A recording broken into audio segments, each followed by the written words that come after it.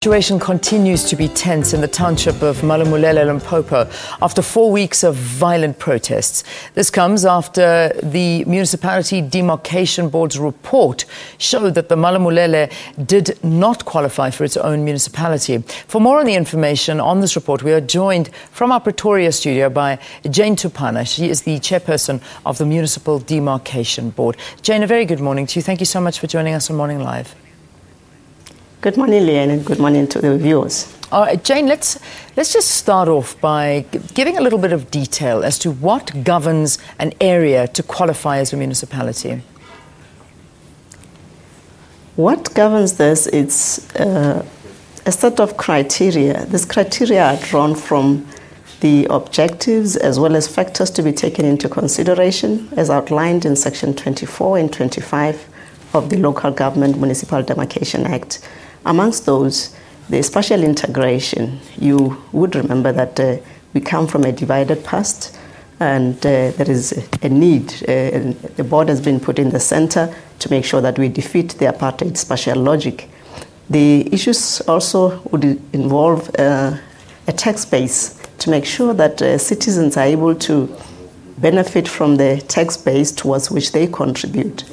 The settlement patterns, commuting and transport movements, the spending patterns, financial viability, the need to rationalize the total number of municipalities. Those are just some of the factors that we take into consideration. Yeah. All right. So now let's talk about the issue at hand now. The Municipal Demarcation Board received a request from Malamulele Community Development Forum in 2009 for the redetermination of the boundary of the Thulemele local municipality, basically excluding the Malamulele area and determining this area as a separate Category B municipality in the Vembed district. Why has it taken so long to conclude this report?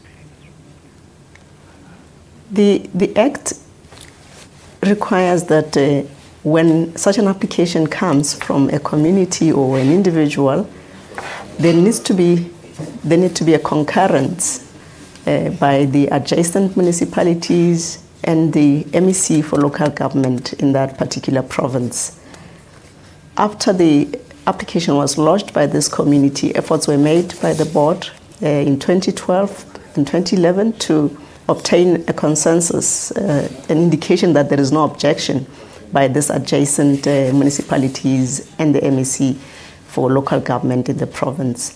When such is not forthcoming, then that was the basis upon which the Malamulele proposal was not taken to the next level, meaning that by 2013 October, when the board closed on its outer boundary determination cycle, this had not been considered in terms of being taken to a level where they could be tested against the criteria. That was in terms of the requirements of the Act. What then transpired after that, we went into an agreement with the community to say we are not going to reopen the process. The board cannot do that. We had already closed, but we can commission a study that will assist you to know whether your proposal does meet the criteria as set out and laid out in the Act. That is the basis upon which this study was commissioned. Now, last week you to discuss this crisis in Malamulele.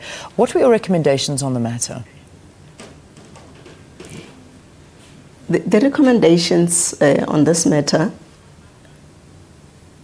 if I were to talk about those things that are outside the demarcation mandate, the issues that came up also are the service delivery issues. And indeed, the report does indicate that the Malamulele side of the Thulemele municipality lags behind in terms of services as compared to the remaining part of the municipality. That is, the service backlog is heavier on that side. The report also picks up that there are some ethnic and tribal issues, and given that this falls outside the mandate of the board, we could only refer them to the relevant authorities, and that is the basis upon which we then met with the provincial administration. Yeah, I know that you outlined in the beginning the criteria to become your own municipality, but let's take Malamulele as an entity and a request that they put forward. Why were they not able to have its own municipality? What is the problem?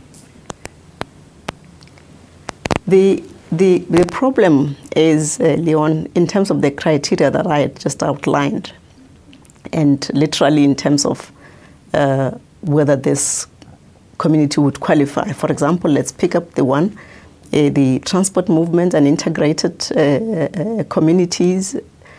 The Malamulele area is so interlinked with the rest of Thulamela, that is the Thohoyandou, in terms of where people work, where people spend their money, in terms of the industrial and commercial linkages.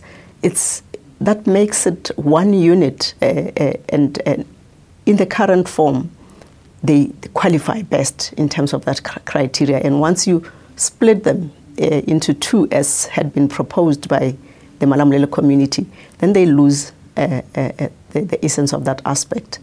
The tax base as well, where people spend their money, and once you detach them from the center, effectively you're denying them benefit from the tax base towards which they contribute. They work in the Thohoyandou area, they commute in there. The transport movements do indicate that a lot of money from the Malamulele people is being spent in that area.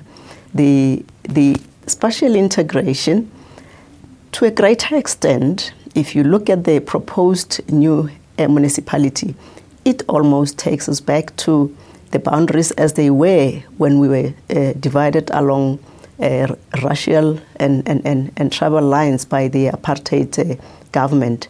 So it almost take people back to say this are the Kazankulu, Tsonga-speaking people this side, and then you'd have the Venda-speaking people the other side. And the last example that I just want to make to flag the challenges is financial viability. The proposed municipality, if you have it established in the current form in terms of how they had designed it, I mean geographically, this is an area that will be heavily dependent on grants. There's no economic base to support this, this area would be the highest in terms of dependency on grants in the province, just alongside the other municipality called Mutale. Okay. So those are some of the things that really made it difficult for this proposal to make it. We're going to have to leave it there. Thank you so much for joining us here on the program, giving us some clarity on demarcation and the different issues that ensure that one municipality can be called its own and why not. Jane Thupana, chairperson of the Municipal Demarcation Board, joining us here on Morning.